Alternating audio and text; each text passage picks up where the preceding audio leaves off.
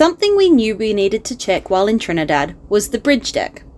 In Italy, the surveyor noted a localised blister, and the subsequent scans revealed anomalies in the area. But while they covered the cost of the scans and the survey, Robertson and Caine sent no approval for further investigation.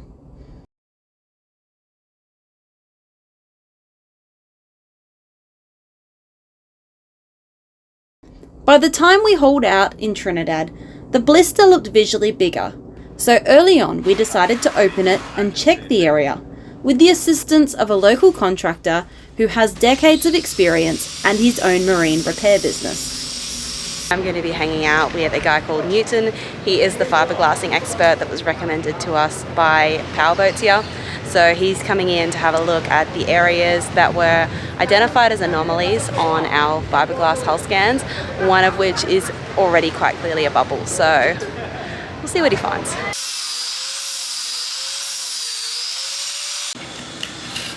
Oh wow.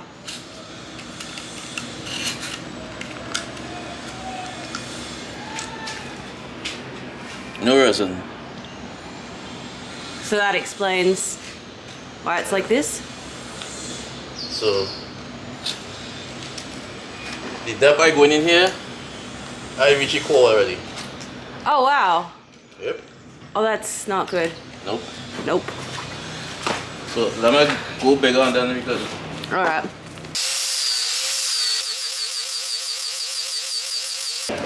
So this is what we are seeing. Yeah. And there is how far the dry glass reach. Okay.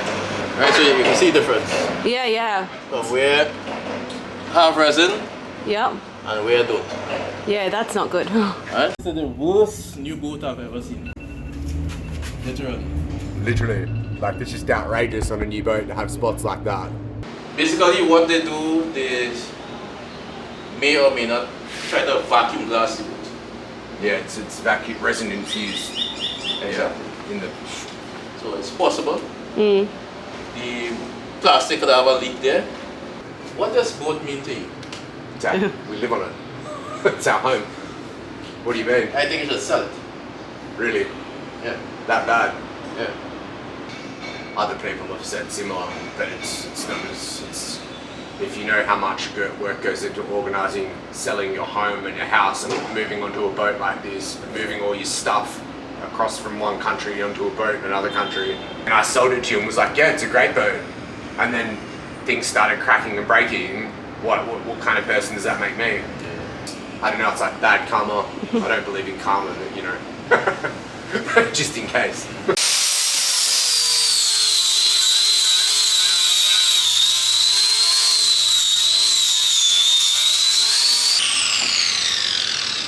Yeah. That's gonna be it again? Yeah.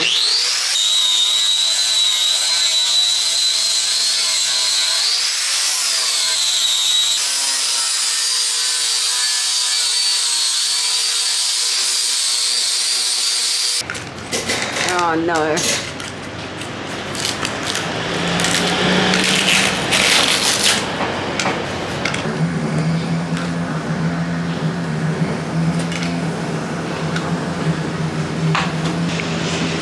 Oh, it's a core again, isn't it? Yeah.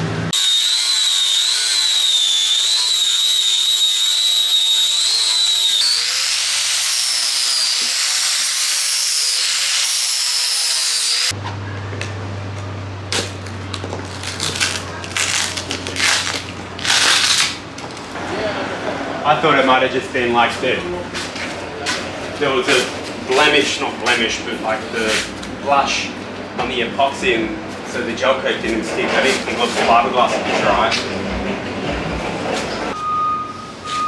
You know, what does my head in with this is it's not the boat design. Like, there's not a crack here, there's not a crack where it moves. Yeah. It's just shit workmanship. Like, it's not.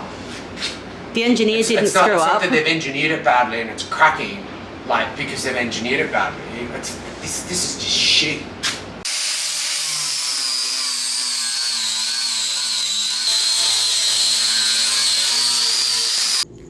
Filming the hull being opened was dirty work, and I had to keep adjusting my position to avoid being completely showered in fiberglass and gel coat dust.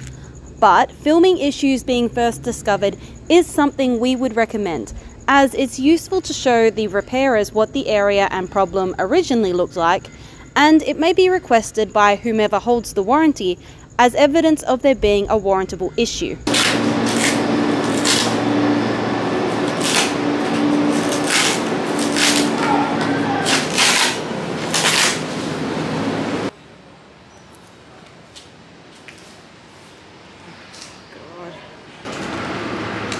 Same thing.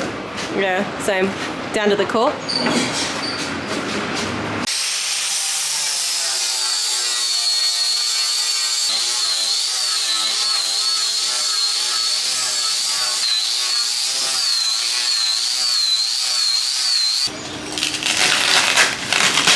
Oh my god. Right. Wow. So we had Newton out again today, who's the fiberglass expert around here that opened up the other spots in the hull. I do want a pointer. I have a pointer now. That is the biggest spot of dry fiberglass we've found under the hull so far. I don't even know what to say. It's just sad, isn't it? What do you do though? Shortly after this, Travelopia sent assistance in the form of Wojtek, a technician from the Leopard office in Florida, and staff from JS Marine, a marine services company who work with some of the biggest luxury yacht builders in the world and were instrumental in rebuilding the BVI moorings fleet after Hurricane Irma. Very quickly, the couple months estimated for repairs turned into much more, and rather than making it to the Pacific this year, as we'd dreamed, we were officially stuck on the HUD for the hurricane season.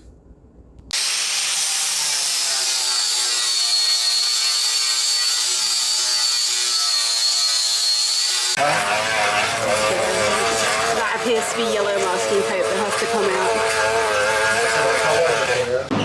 So how far down do you reckon it goes? That's what you're going to do glass today. Wow. So the next day, glass today. I'd say I'm surprised, but I'm just not. Over the past few weeks, Super Dave and Sam have been doing lots of grinding on Liger, and in the bridge deck area, that's so that they can facilitate the repairs. So the areas that Newton ground out, they've had to take that back even further and get rid of all the dry fiberglass so that now they can put new glass and new resin on to repair the area. Once that's on, then they can do the finishing and fairing and make it look all nice. But for now, I think they're pretty much finished the grinding. So let's go have a look.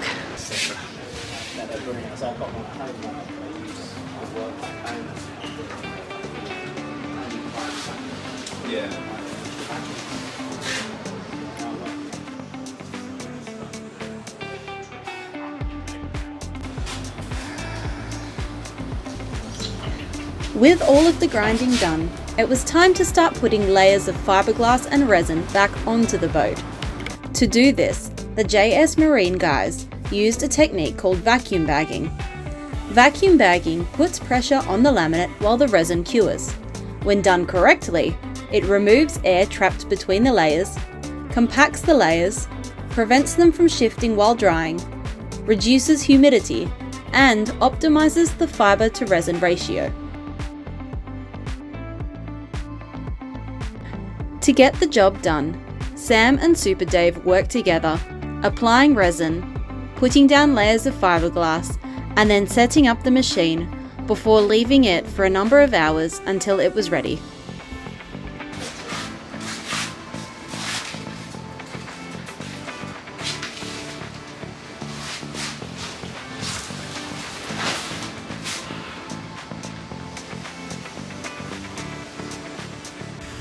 With the structural fiberglass complete, it was now time for Nino to shine. He's a filling and fairing expert who has worked on some impressive yachts, including Yacht A.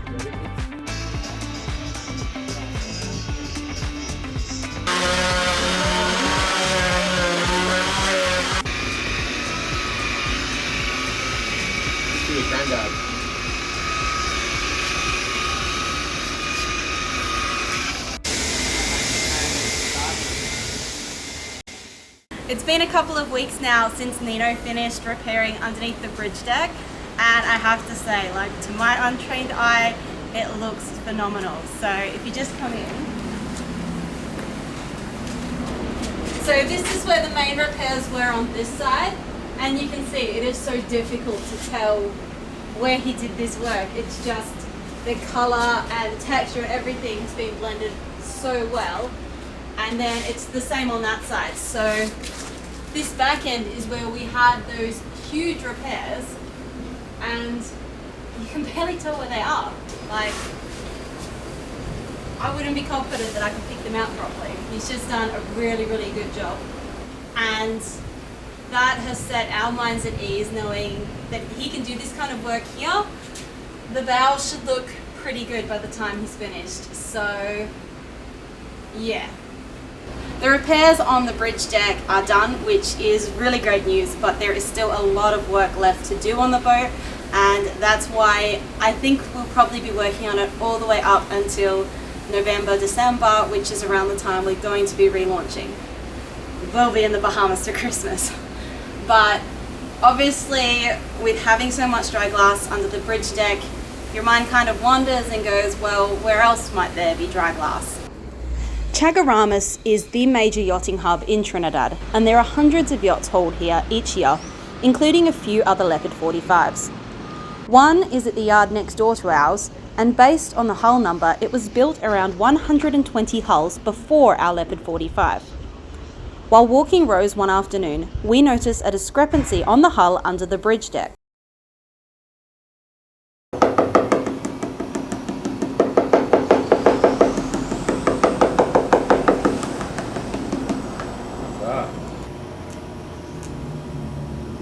Wow. That's really bad, hey? Another is Zulu Dawn, a 2023 Leopard 45 that was built just over 90 hulls after Liger. Tap test and the presence of a visual blister suggests there's anomalies in this boat's bridge deck as well. We informally reported this and sent evidence to Travelopia months ago, and while no conclusions can be reached without a proper investigation, seeing anomalies on the bridge deck on multiple hulls in a series out of a single factory surely raises questions. The entire boat from top to bottom has now been tap tested. We have found it's an incredibly useful technique to use on your boat to find out if there are any issues. With our boat, the bad news was there were more issues found within the fiberglass, but the good news is the issues have been found. So we can rectify all of them while we're here in Trinidad, and as we sail away, we'll be confident in knowing that our fiberglass of our hull is now completely solid and as it should have been.